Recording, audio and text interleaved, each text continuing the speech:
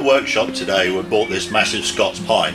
This is a tree I've had in the garden for a few years and not much has happened with it. But originally it was collected in the south of France, and by the time I came by it had spent 2 or 3 years in a pot and it was doing okay. So the first thing I had to do with this tree is take it out of its pot, get it bare rooted, get rid of all the old clay and the rocks and everything that was in there. So it's now in a nice even soil mix all the way through, which has produced some fantastic root growth over the last 2 or 3 years, and that has fueled all this amazing foliage. It takes a while for Scots pines to settle in once they've been collected, especially really old ones like this. But now it's done really well. You can see the growth everywhere is nice and strong.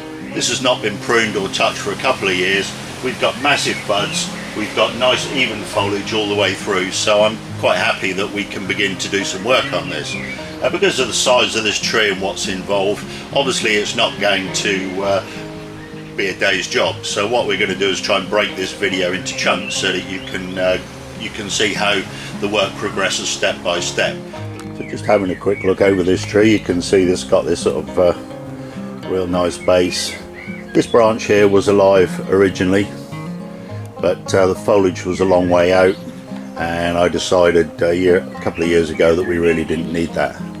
Behind that we've got this absolutely magnificent Deadwood, all natural, incredibly old, beautifully twisted and cracked, just absolutely gorgeous. And you can see we've got some incredible bark on this tree, and here you can see another branch that was originally removed when it was collected, and even that you can see there's some real character in some of this Deadwood. Now looking closely at the foliage, you can see the colour is lovely and even. It's got a nice blue tinge to it, which a healthy Scots pine should have. And looking closely, every one of these shoots has got a lovely big bud in it waiting to grow next year. So that shows me that this is really healthy.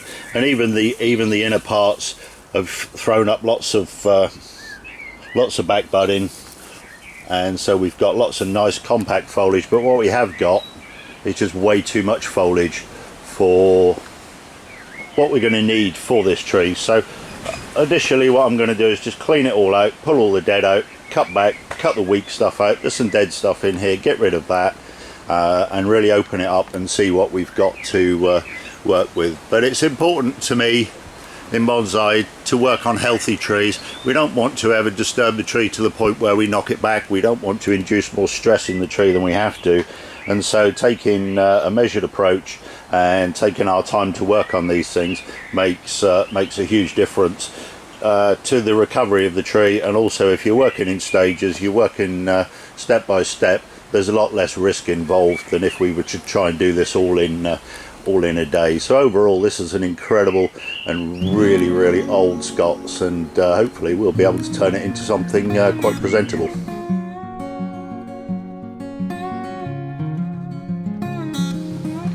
So taking a closer look at this tree, Scots pine is a tree that keeps 3 years worth of needles.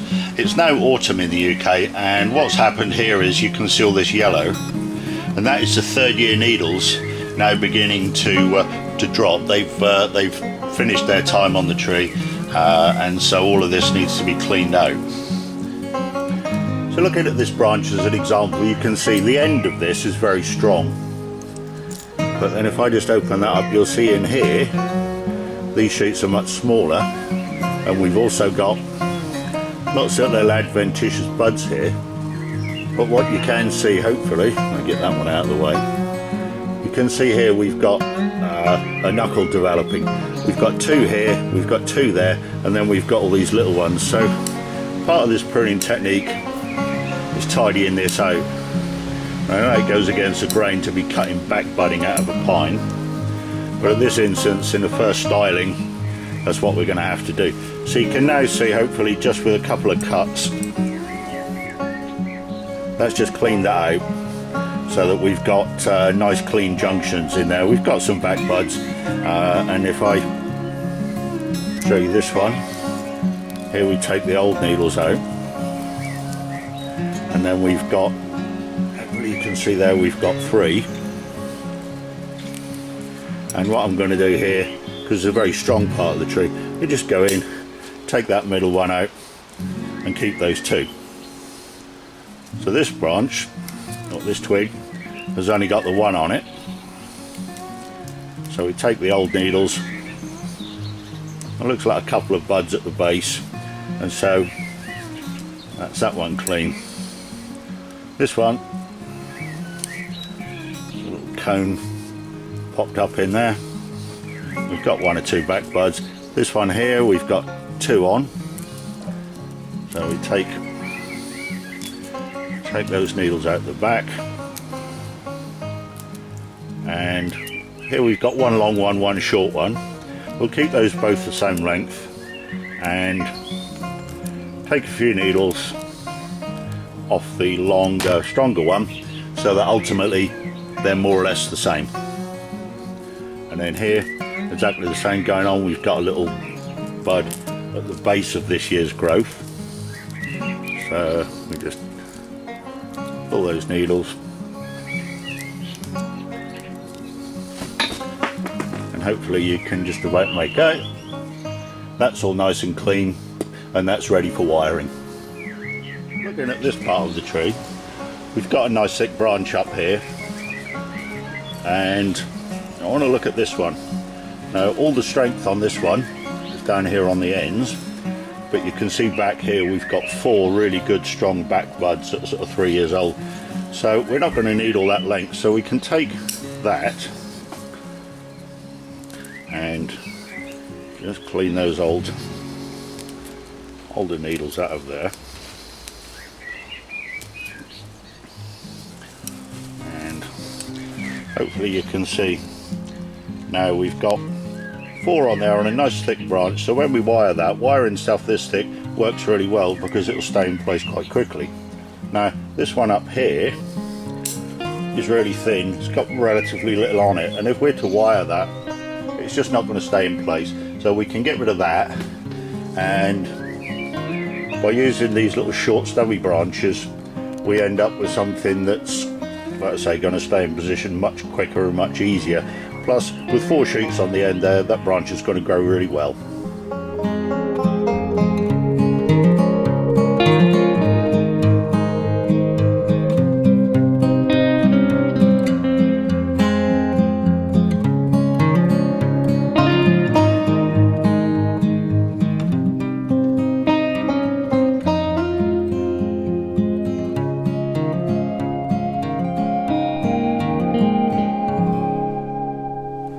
Having got this tree all cleaned out now, we're looking at how we're going to set this up. There's lots of interesting twists and turns, and in the top here you can see we've got this big old knuckle. There's Deadwood. All the gins have got twists and stuff, so we want to figure out the inclination for this tree, which way we're going to put it, and so to do that I brought in a bit of help. Kevin's here today to help me with this tree. So the first thing we're going to do is try and set this up at the right angle, look at what branches we can use and where we go from there. Okay? So, turn them up, yeah, absolutely.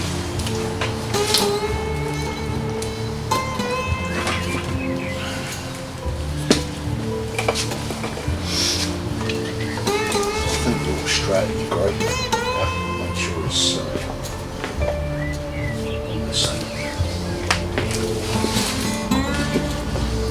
so that's basically it. Yeah, we've decided on this, and the reason we decided on this, that's not actually the front. The front is this way, yeah, because this shows the elegance of the tree and the way it leaves the soil here. Yeah, for me, is fantastic.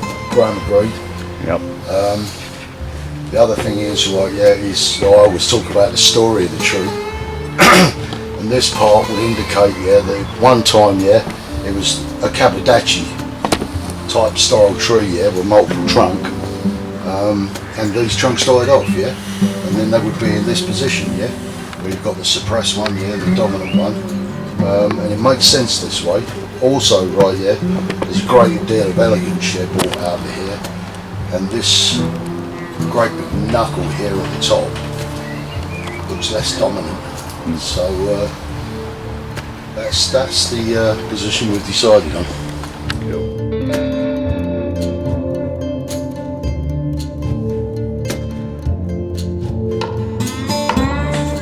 First thing we're going to look at on this tree is this Deadwood here. If you look closely, we've got a 360-degree spiral in there, but that sort of adds to this big knuckle we've got in the top. So we're hoping that some of this bark here can remove. We can thin this and lighten this a little bit. So that's the first job we're going to get going on.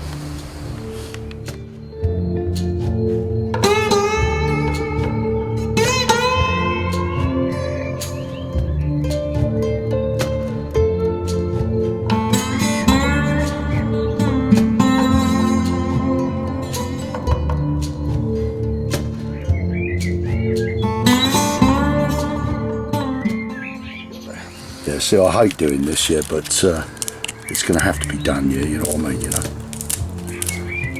Because it just... Peeling bark, you mean? Well, yeah, I mean, look at the age of this bark growth. You know what I mean? It's just beautiful, and I don't want to do it. And but to show this line, this gin up is pretty good. You see how deep that bark is, yeah? That's going to play into our hands later on, I think, yeah?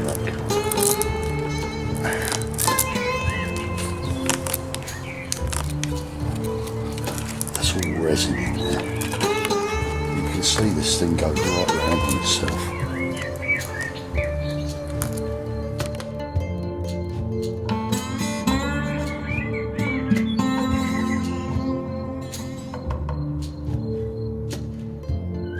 I think what we're going to do is come round into there and see what's happening under here, because obviously, yeah, we're going, you know, it's common sense, right, yeah, that this branch is dead, yeah, so anything in this area right below it here is no longer feeding, yeah, so I might just go in there and see how much I've got, yeah.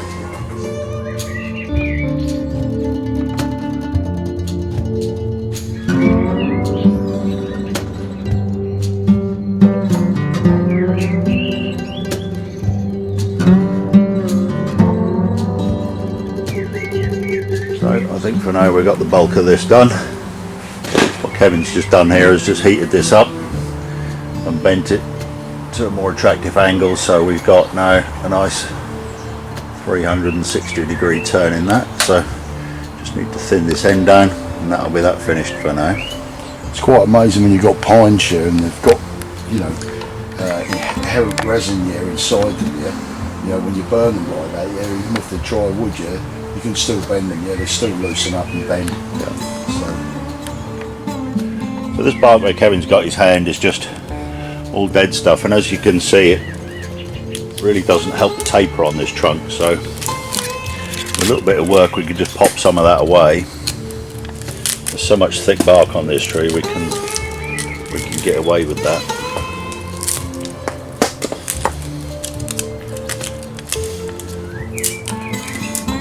See, that's starting to really improve the taper and the trunk line.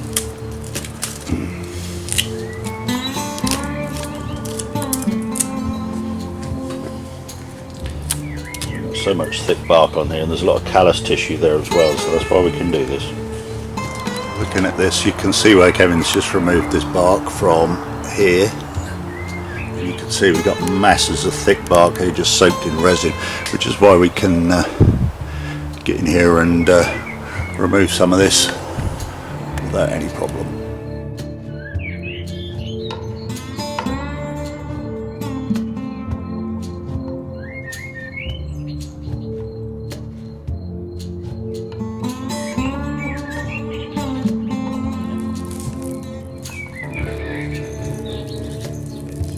All right.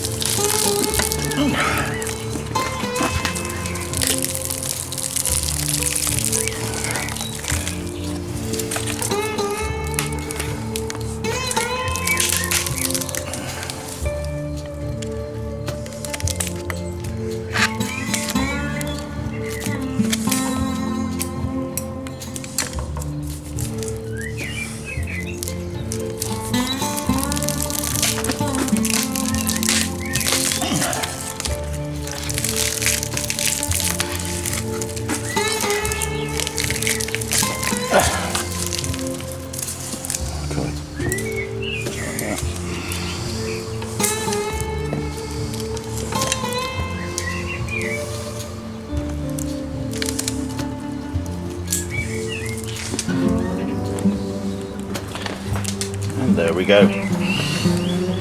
What's what you can do with a pair of scissors. So now that's gone, you can see that's opened up at the front of this tree nicely, and everything's starting to tie together.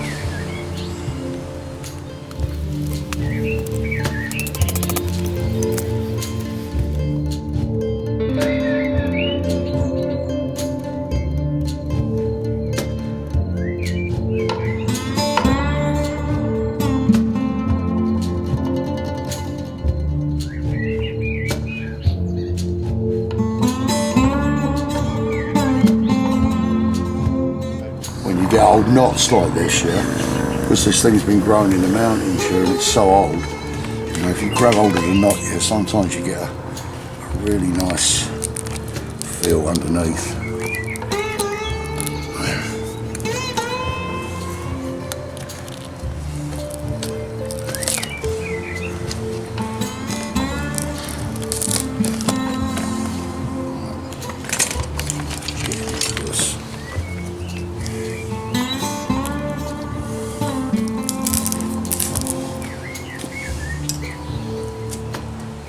Yeah, sometimes I've been known to leave bits like that to dry out, yeah, but not going to in this case.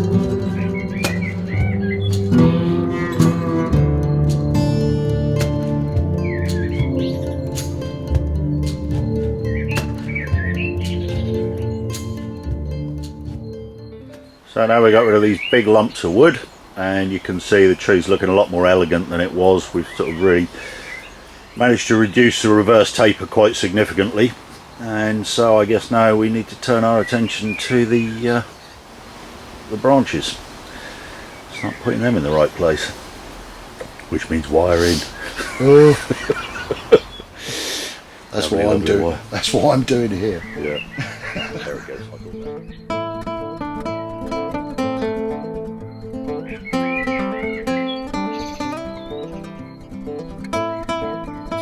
There we are, end of day one, and we've got all this deadwood finished nicely. Sandblasted off, just waiting for some lime sulphur. While I've been AWOL, Kevin's been wiring. Now I'm having a beer. Now he's drinking. So that's largely as far as we're going to get today with this. That's all we're going to. That's all she wrote. Yep.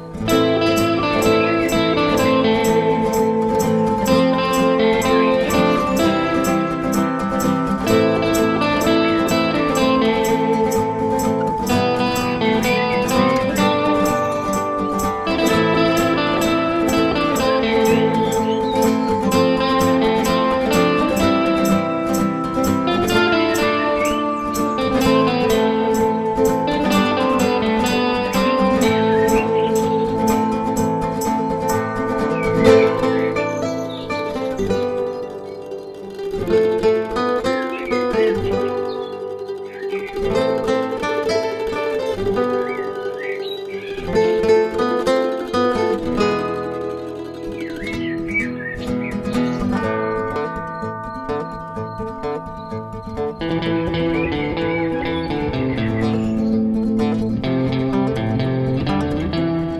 we are, afternoon of day 2, and we're just about finished wiring. Maybe just tying up the last ends. That was a couple of hours, but we got there in the end.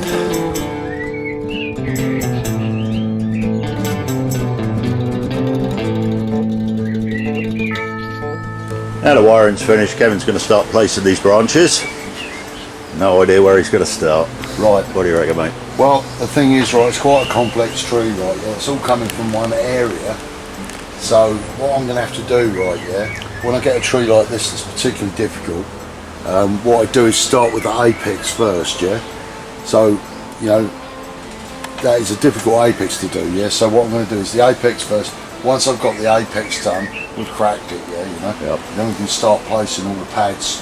But I need to know how much I'm going to need to make a full apex up there. Also, right, yeah, we need the very first tip, right, of the apex to be in the right place, yeah, you know what I mean? So the balance is right, yeah? Yeah. So, you know, I'm looking at that, yeah, I think that's the central core, this one. So let's get the maximum height that I can on it, yeah? Because we need some elegance in this tree, yeah? So you can see already, that's my line, yeah, through there. Yeah. But I'll use all of those branches to bring in and make an apex out of, yeah? Yeah. So start with the apex and work down, yeah? I always do that with a complex tree, yeah? See this big branch here? This comes off the top of the trunk. Everything is on that single branch. All of this foliage comes from that one branch. So can we not break that one off? See, that would have made it simpler if we could have moved this, yeah, you know? Yeah. We'd have been laughing all the way to the bank, but we can't move that one, yeah, you know what I mean? It's such an old tree, yeah, and I don't want to risk, yeah. If I had a couple of branches, I might risk it, yeah, that's me. But we can't. It's such a beautiful thing, yeah, we have to treat it with the utmost respect, yeah.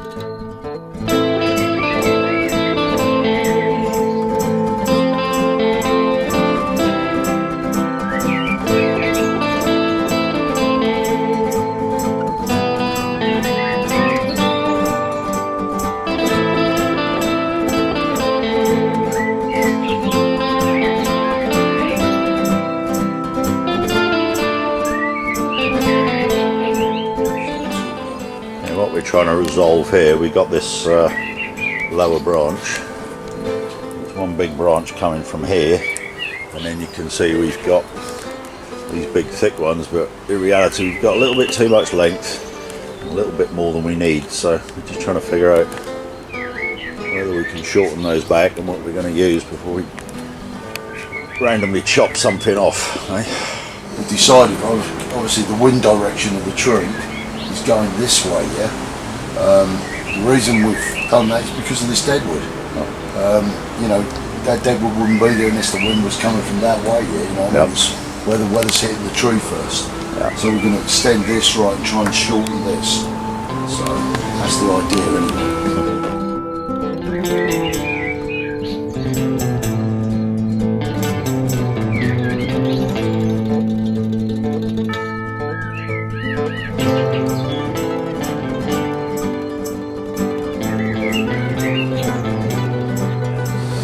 How you doing? Yeah, not bad. Not bad.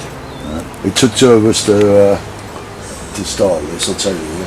It's, you never think it's going to be tense, yeah, you know what I mean? You always while you're wiring, yeah, think it's going to be plain sailing, and then when you get to the final positioning, yeah, it becomes tense, whatever way you look at it. You know, if you're not nervous, you're doing it wrong.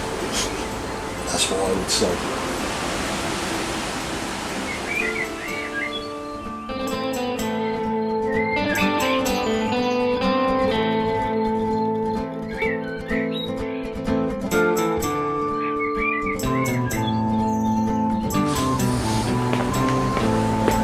Fucking nailed that, yeah.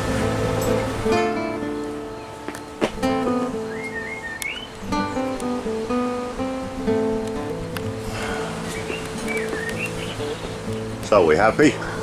Yeah, I think we might have got that one right, Gray, yeah? Got enough fucking practice.